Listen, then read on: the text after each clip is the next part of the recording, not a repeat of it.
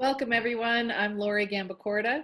I'm Lisa Byrne with Epic, Empowering People, Inspiring Community. And on our Epic Expert interview today, we have with us Katie Rubin of Divine Light Healing Center. Hey guys, how's it going? Thank you for having me.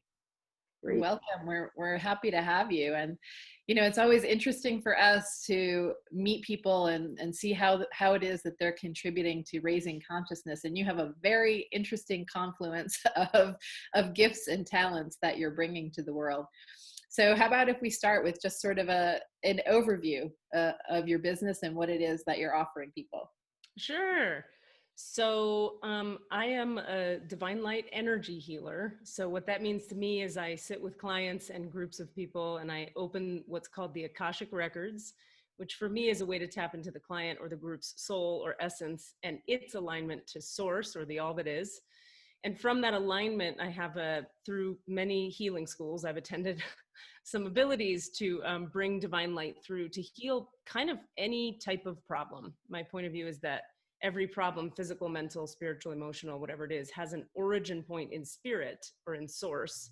So if we bring source itself to that origin point, it dissolves or brings light to the heaviness of the issue at hand, thereby dissolving on the 3D level, the physical problem, the emotional problem, the mental, whatever it was. So that's a thing I do. I also do stand-up comedy with some genital jokes and have been a working stage actor for 20 years and director. And so I've always been playing in the realms of the creative with the self-expression aspect of embodiment.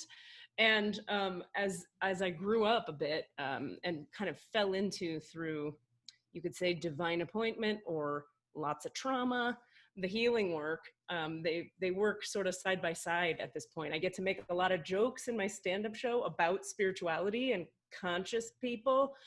And then I get to actually be one of those in my healing life. So it's a fun balance for me. That's awesome. Thanks. Yeah. I teach a bunch of classes online. I think we were talking about this off air before for groups of people coming to healing class. And it's fun to be able to hold the content in a humorous way with a little bit of perspective that humor can provide, because we can get so heavy-handed inside the spiritual work, as I'm sure you guys know, and people can take themselves so seriously, myself included, that I find that it's just such a great balance when you can bring a little levity in at appropriate moments. There are moments not to bring levity in, of course, but yeah, that's how that tends to go. Yeah, I think we tend to take ourselves too seriously in all matters in life, and then somehow when people get on a spiritual path and they're doing healing work, all of a sudden we're like, we've got to be, completely reverent and yeah, like you said, time and place for being present and reverent, and another time for letting some laughter, which is pretty innocent, into your life as well. So yeah, absolutely.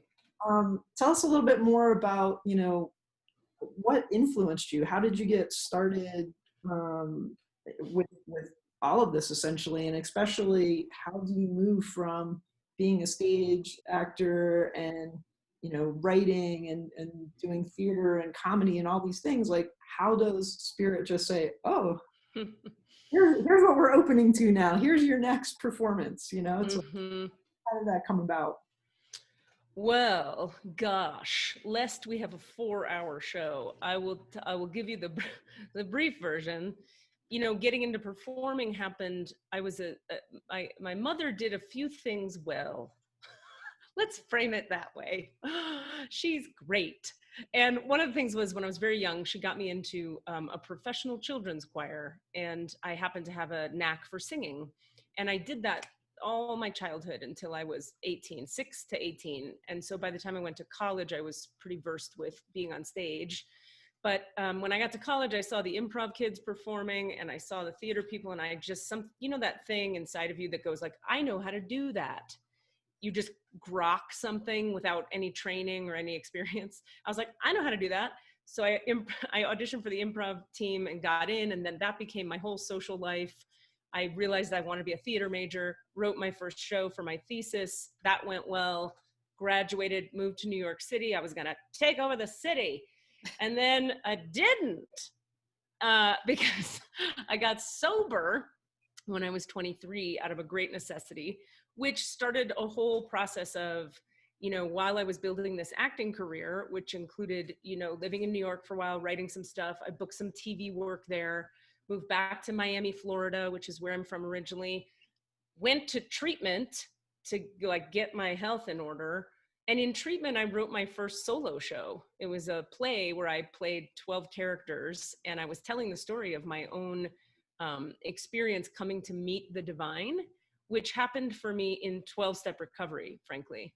So I'm in Florida. I'm writing this solo show. I've graduated from a big fancy college in the Northeast, and I'm a mess. And I fly to the West Coast because I always knew I wanted to be in California to do solo theater work. Get there, go to grad school. The solo show sort of takes off and has a life of its own. And I really, I think it's a cool topic for conversation, because that show was born out of a desperate need to say something true. I was like, what is the nature of reality? I've always been wondering since I was 8. I remember wondering about that. What is the nature of reality and how do we get at it? And it seemed to me that personal experience and direct experience and I had learned the power of storytelling to unify people.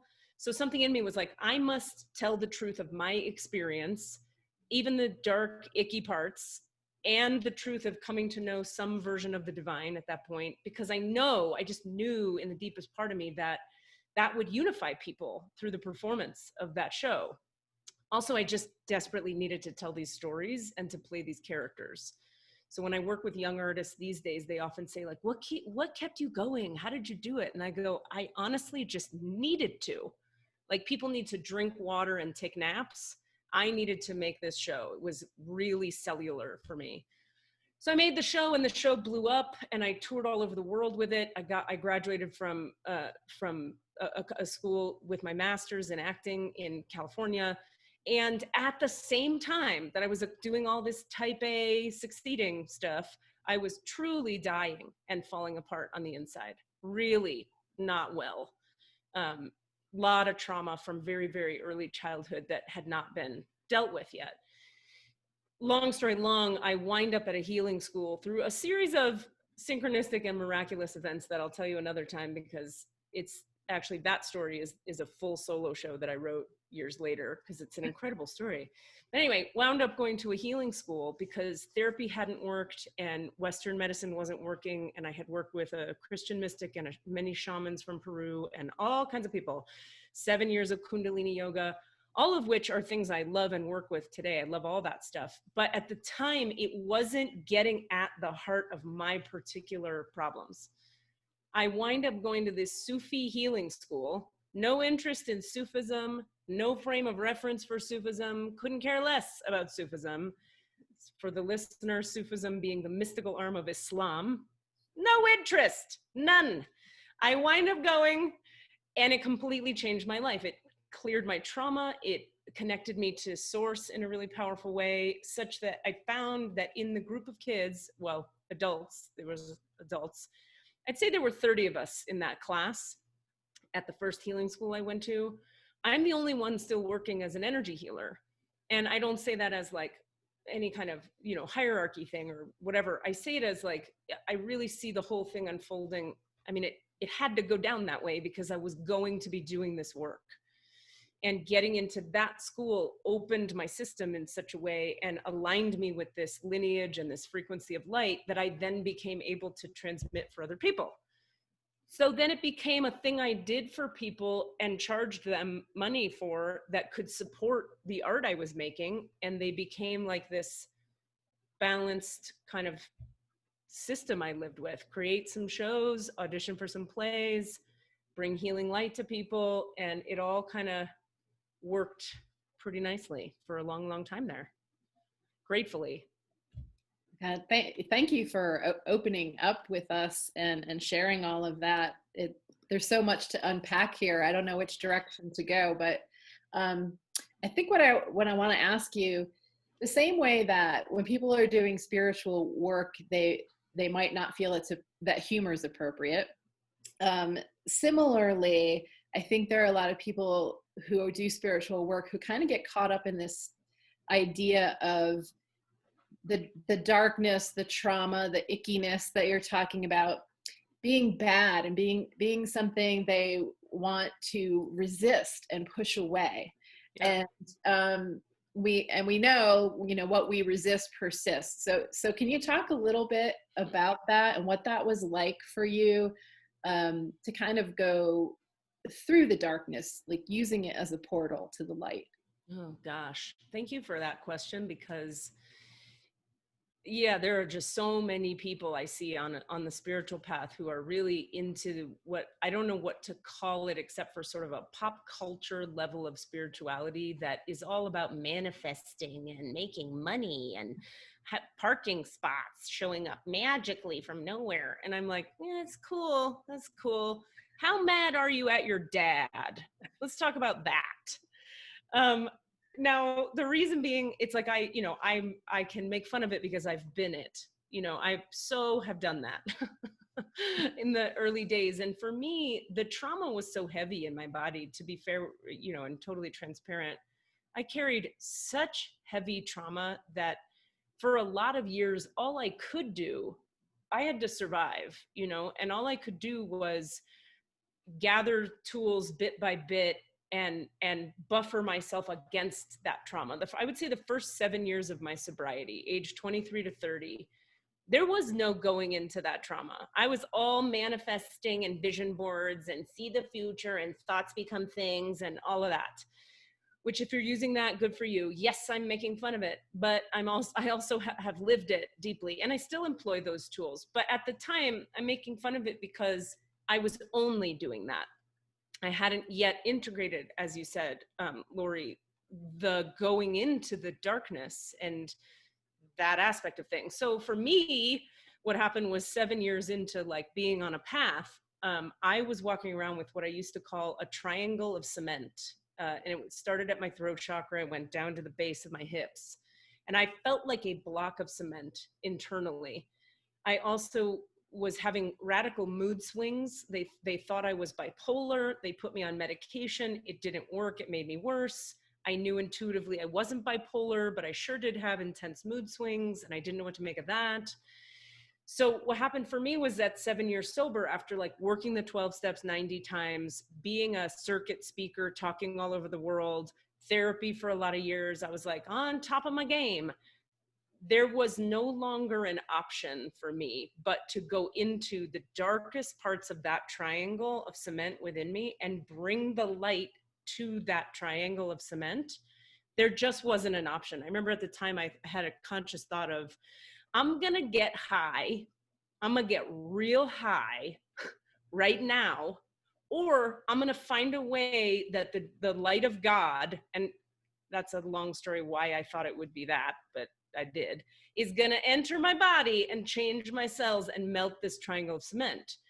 Lucky for me, I did a bunch of praying, and what fell into my lap was an opportunity to go to this really intense and profound healing school, which at the time was called the University of Spiritual Healing and Sufism.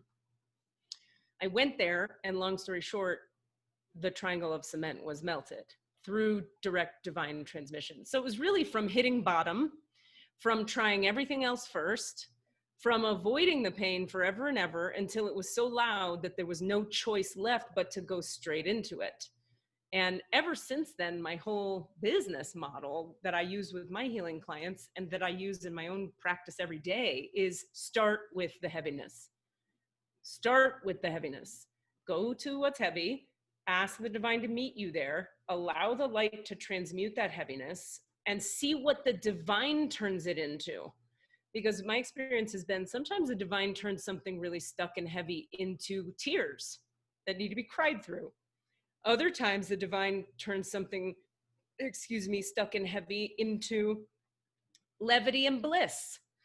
Other times the divine turns something stuck and heavy into a realization of a conversation I have to now have with an adult human in my life, like an uncomfortable conversation, like a realization will come. So the only way out is through, and there is a way out, and we do have to go through. And I only know it because I tried everything else first. Let's talk a little bit about, all of those tools and things that you have in your tool belt that you've tried, and how you're working with those with, you said, both individuals and groups. So you do divine light transmissions and psychic readings and Akashic records. Like, do you combine all of those, or are those individual things that people come for? And tell us a little bit about the nature of that and your collective practice. Sure. So, essentially, I think of myself as a healer. So when people come for sessions, they're often coming for healing work. A lot of times they come asking questions, like guidance questions. Do I take this job? Do I leave my husband? Am I going to ever have a baby? All these kinds of, what's the future about, blah, blah, blah. The longer I've been working with people and the deeper my practice has grown, what I find more and more is happening in sessions with people is, even when they come with they may think they're coming to say, like, am I going to get married this year? What I do is we get on the phone. There's a human there. I'm there. We chat. Hi, how are you? Nice to meet you. Then I go, cool. We're going to open your Akashic records now. I open their records through a prayer. And once I'm connected to their soul in their records, I can feel that connection in my body. Then they start asking questions, the client. And what I get from the divine is wisdom teachings a lot. They give me, like, have you thought of it this way? A lot of questions back to the client to get the client to understand their own truth. Because after a bunch of years a while back of giving people a lot of answers, I learned that has a lot of challenges in it. Namely, that people think they want answers and they tell you they want answers, but then they're real mad at you when you give them, particularly if the answers don't match what they want the answers to be. So that's a problem. Also, you end up disempowering people and getting people hooked on calling you for all the answers to all the questions in their life. And that does not sit right with me in terms of authenticity and alignment and integrity. So when my guidance, the beings of light in the Akasha, if you will, tell me to give someone an answer, I will. And I always couch things in, and you have to make this choice on your own, and you have to feel good about it. And what's going on in your body right now that doesn't feel good? And then we get to the healing work, because a lot of times when people are asking another lady a question, what do I do about this or that? There is an energy block somewhere, usually in the form of a belief, I can't trust myself, or there is a trauma that says I can't listen to myself, or there are energies and traumas literally creating an inability to hear the self and to know what's true for themselves. So I see my job as being, what can we clear with the divine here that will facilitate you knowing what's right for you, and untangling this idea that there's some right answer somewhere, and helping people really drop into, like, what is the right answer for me in this 10 seconds? So I'm a healer who can do psychic readings, but the psychic thing for me came as a secondary sort of like ability I had after getting really connected to what I like to call God. Through, my third year of the Sufi school, I started to like have all kinds of psychic phenomena occur. And I talked about it in school, and they said, yeah, some people, when you get real tapped into source, like your gifts open up. And some people's gifts are some of those gifts where you can hear things and see things and know things and all of that. So I did end up having a lot of that.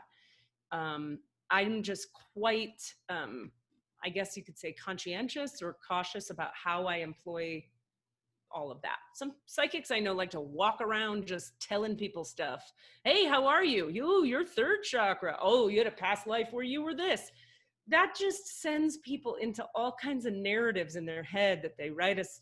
Oh, it was terrible because I was Cleopatra. What do I do now? It's like, okay, we don't need to be doing that to people. We need to be empowering people to know themselves. And I believe that the closer we know the divine, the closer we come to ourselves, because all is one. I have a quick follow-up. I as you were talking, I was just wondering, are people that are either, you know, families or married partners, what have you, are their Akashic records like somehow intermeshed? And do you do readings where you do it for more than one person? Like, how does that? Yeah.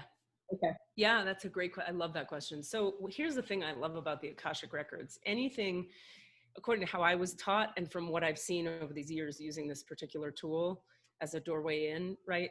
Um, anything with a consciousness or an address has a records. Even if the address of the thing just came into being yesterday, there's now an Akashic records for that address. So the way, for example, my healing classes start every week is I do a channeled healing for the group. So we start with a big intense healing of the group of people. There's 10 people in class or whatever, and it goes deep and it goes fast. And that's in part because the collective intention of 10 people is so strong. You move energy really quickly, as I'm sure you guys know. So what I'll do in that case is open the records of this group. So the group here right now has a records. We open that group records. Another thing I'll do, another way to do it is you can open the individual records of each person in the room. I find that that's too confusing, it takes too long, and it's complicated. So if I open the group records, we do a group healing, and then if individuals have questions after that, what happens for me, so let's say Sally, a lady named Sally is in the group, and she's got a question after the first healing has happened. I'll sort of repeat her name while she's asking the question and find her records specifically to her guides while she's talking. I'm sort of like opening her individual records as she's talking, even though I'm kind of already in her records because I'm in the group records. So these things don't operate the way literal things on earth operate. It's more fluid and expansive. So if you're willing to trust that you can access these things, you can. I mean, some of us can. So that's how that goes. And I've had a lot of fun with, it's really interesting. Like, for example, you'll get a client sometimes who, I had a client a while ago who had some stuff going on. And what we got was that in order for her thing to unlock, her brother's thing had to unlock, and then a dead relative's thing had to unlock. So I'm always asking permission. Can we open this person's records? Is this okay? Can we do this? If I get a yes, I might be healing this lady over here's heart, which then unlocks something in this person's third chakra, and then that guy just disappears in the back. So, you know, it's in consciousness, as far as I experience it, everything is co-concurrent. Everything's happening now. So we can find anything we need to find, whether it's past, present, or future, in anyone's records. Because the records are just, and this is something I do like to talk about, I'll try to be brief, but the records as I experience them are a realm of consciousness, you know, wherein the soul I'm dealing with has the entire history of that soul is quote unquote written in their records. So you can tap into whatever you need to tap into for healing. So once you're in the realm of soul, in alignment with the divine, which is what the records are, soul in connection with divine, everything's possible because everything's available. So no big deal, just a normal Wednesday. That's just normal stuff. That makes total sense for everyone, right? Cool. Cheers. Well, it makes total sense to us. You know, we definitely relate, and for some people it might, you know, it might be a little much, right? It might be like, oh yeah. so let's maybe bring it down a little to the earthly realm. Sure. In the sense of, you know, talk about the sort of the practicality. Like, somebody might be watching this and go, oh, that's really interesting, but how does it apply to my real life? Yeah, like what are some of the experiences that people might be having that what you do can help with? Right. So here's a perfect example. I have a client in, we'll say another state. I'm not going to, you know, I don't want to My client in Texas, I'm making that up, it's not true. My client in Texas had some stuff going on with her hip and her glute, and she did the physical therapy and she did all the things, and nothing was changing the hip problem, just like pain in her hip that's debilitating. So she knows at a certain point in her process, when it doesn't work anyway else, you call Katie, because probably this is happening on the spiritual level. She calls me. She says, it hurts right here. I open her records through prayer. This is on the telephone. Remember, she's in theoretical Texas. Where am I? Colorado. And we're not in the same space. But in her records, I can see and feel and hear where the pain is. So I ask her, okay, feel into that pain right now. And then I'm shown the web of connection in her body of what is creating and holding in place that pain. I bring light through, it changes the web dissolves, the pain goes away. She emails me the next day, I can't believe it, my leg doesn't hurt anymore. Now, that shouldn't be possible. She should go to her physical therapist, right? Well, she did go to her physical therapist, and usually people come to me when they've tried everything normal and it doesn't work. Yeah, normal, right, quote, quote. Now, another example is I've got people who I work with who have a lot of emotional trauma, right? And so, as you guys, I'm sure know, emotional trauma gets held in the body as stuck energy, just like any other trauma would. So with people with emotional trauma, we're doing a lot of heart work a lot of the time. Go into the heart, dissipate the pain so that they can grieve the trauma. Like, sadly, sometimes people have to re-experience trauma in a healing session in order to release it. And then once it's released, there's a real tender vulnerability that remains behind. And that's the person, the real essence of the person. So emotional trauma gets cleared with divine light as well. I've got people who come to me just because they want to be able to talk to their spirit guides. I want to talk to my star family. I feel like I'm a Sirian, I'm a Pleiadian. Katie, can you tap me into my star family? Absolutely, I can. So people from all levels come through. Some are looking for high esoteric experiences, and some are like, I hate my mom and I can't stop hating her, help me with my heart. And other people come and they're like, my left hip hurts. All of it is treatable. All of it is work withable through the divine, as far as I see, because as I was saying at the beginning, everything that I've ever seen as a problem in a person's life has an origin point in spirit. And if we take light to that place, that origin point of that problem, and bring light to it, the divine is going to put that thing where it needs to be. And that's not always like, I'm perfect and happy and bouncing and my vision board works all day, but it might be like the relief of pain that brings peace. Or it might be the relief of emotional trauma that brings freedom. You know, I'm in the business of getting people back to, or helping people, facilitating people coming into having freedom, peace, ease, and flow on the inner planes so that they can create whatever they are meant to create in the outer planes.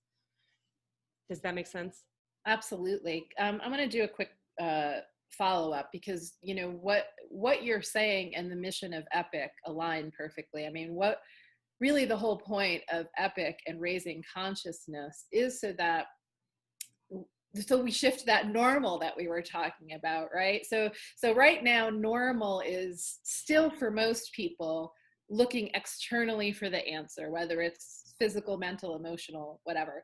And we understand from a consciousness perspective that everything starts with spirit. You know, that is this you know, the alpha and omega, if you will.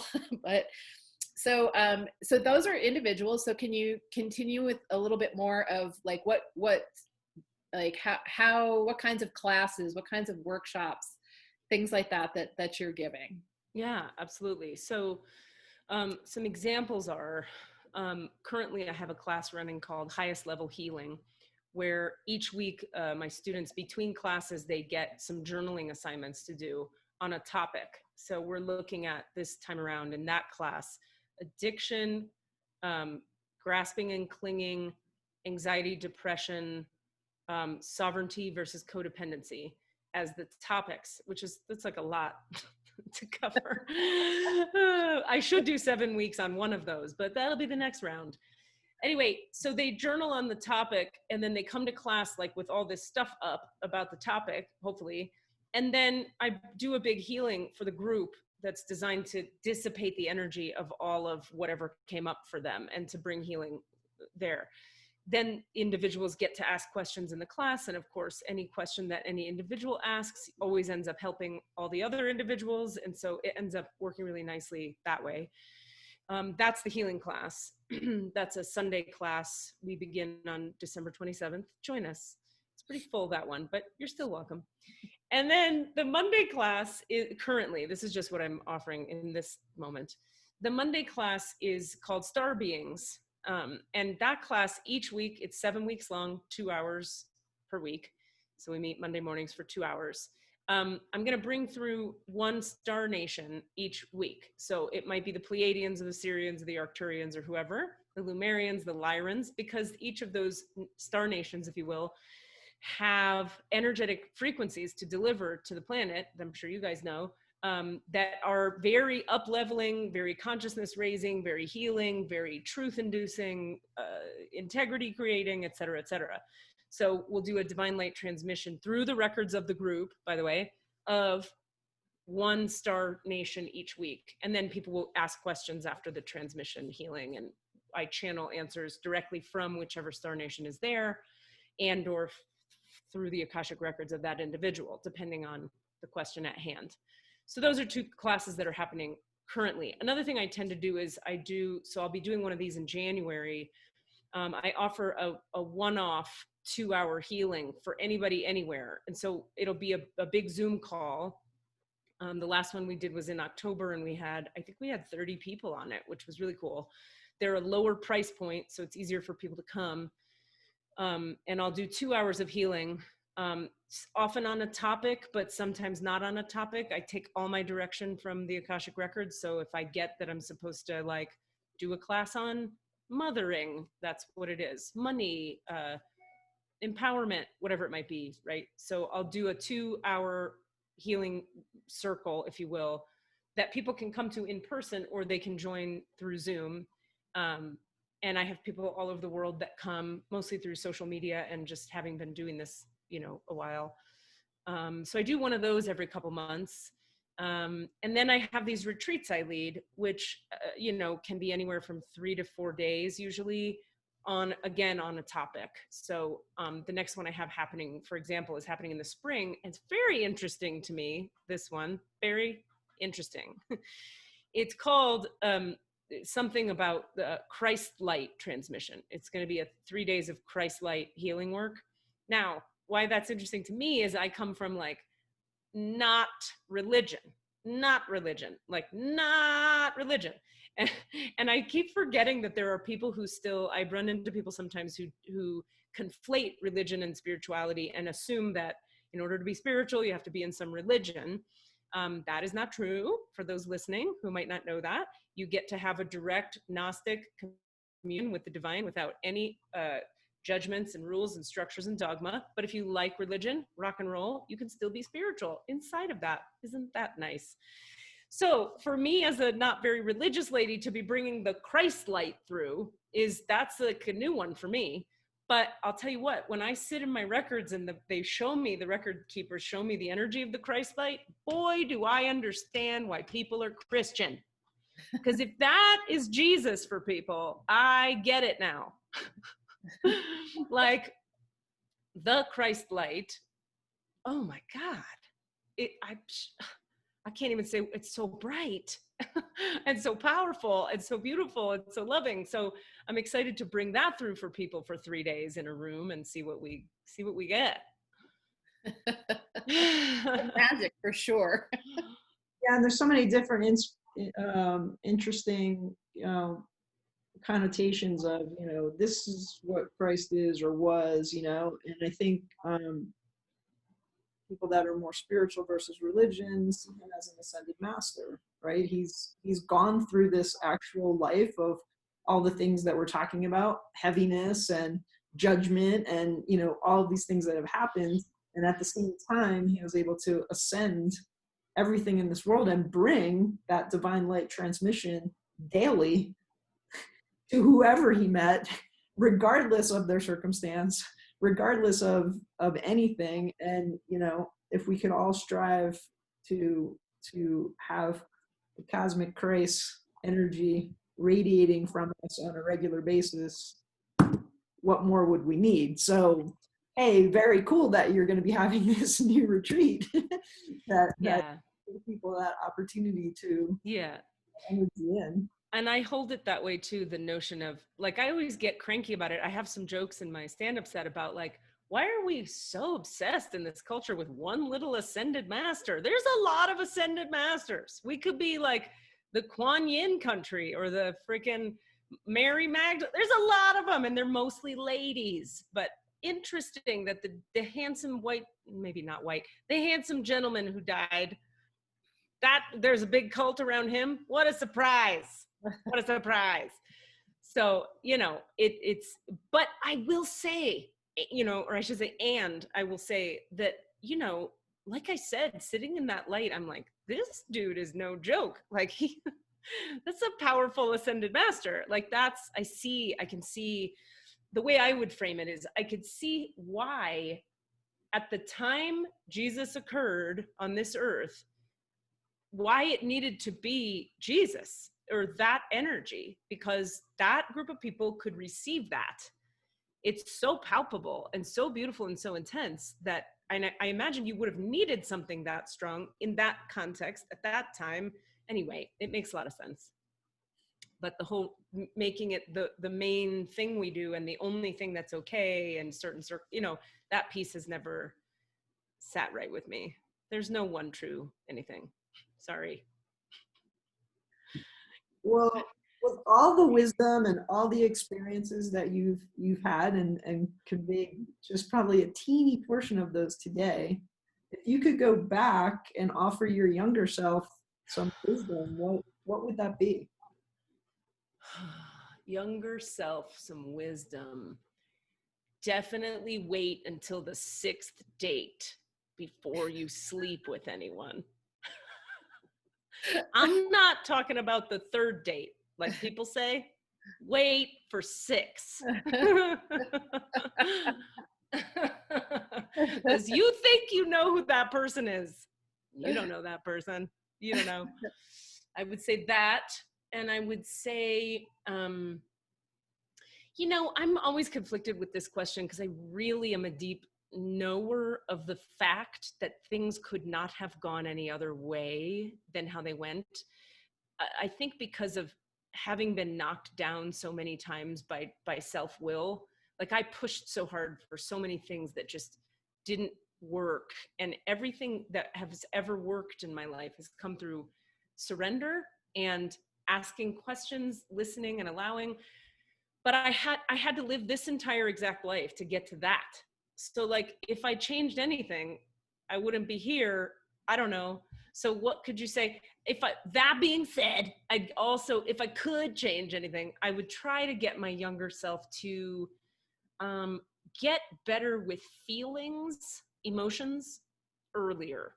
I had to do it in a very, like my trauma was such that it was like, do life, be an alpha type, and then do all this divine stuff. So I could do like 3D with no feelings and God, but I couldn't do like person here now having feelings.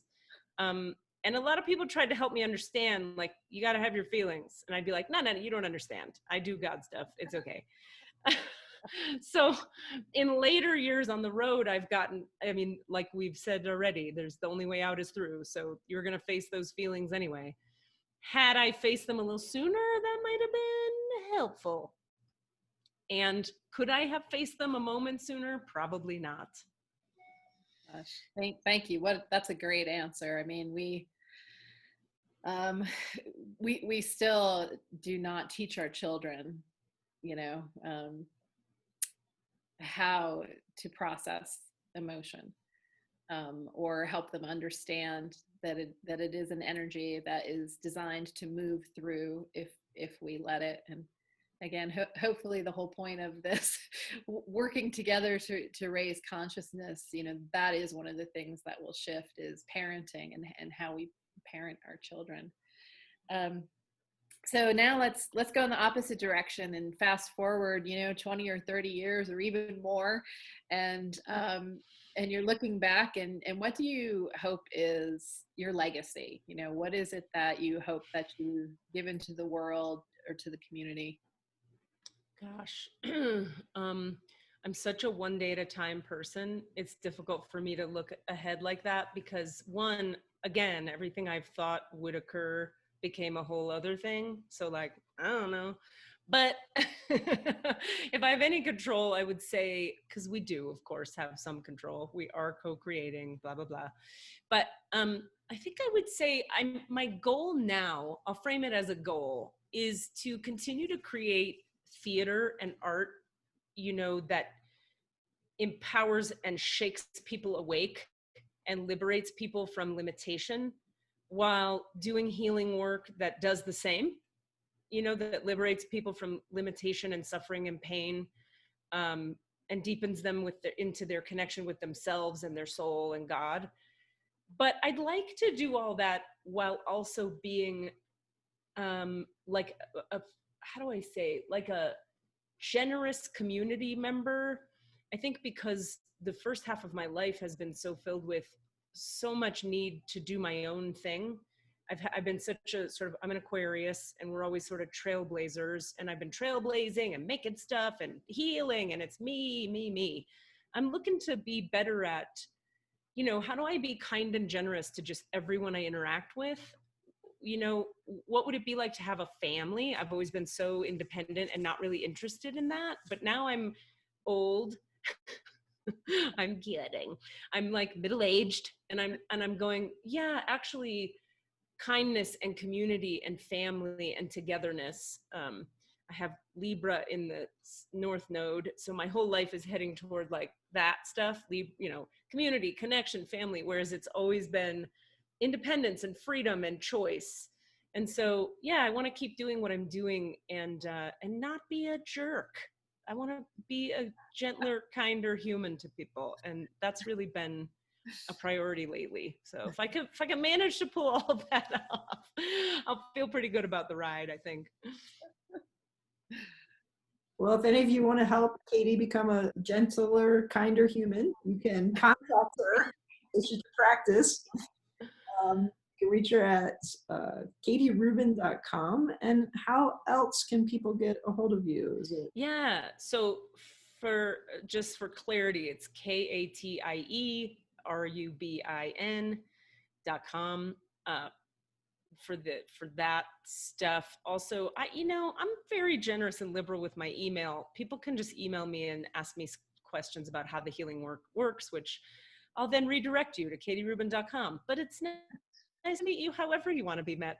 So people can email me at klrubin, K as in kiss, L as in love, RUBIN @gmail.com. Also, the Divine Light Healing Center is a physical space in Mancos, Colorado. When I moved here, this space just like appeared out of nowhere, was weirdly affordable, and I just went for it. And now it's like beautifully furnished in there. So all these classes that I'm talking about and these retreats are going to be happening in there. It's right on the main street there, across from Fahrenheit Coffee and across from the Mancos Inn, in the same parking lot as the Mancos Opera House. My little healing center is there. The sign will be up in the next month or two on the side of the building, so you won't be able to miss it. So the Divine Light Healing Center will have its own website pretty soon that people can check out. And we have the domain name, which is divinelighthealing.center. What? Not .com? Not .org? It's not. It's .center. Divinelighthealing.center. That'll be there really soon. So yeah, katierubin.com is a good place to go. Email and come see me at the center. It's all pretty in there. Yay. Thank you so much for your time today. This was really wonderful. Thank you for opening up and sharing so authentically and genuinely with us and with everybody who's going to be watching. We really appreciate it. My sincere pleasure. Thank you for being in a space that I could do that into. I appreciate you guys. Blessings. Thank you. Everyone, visit us at epicmag.org and visit Katie at katierubin.com. Namaste. Yay, namaste.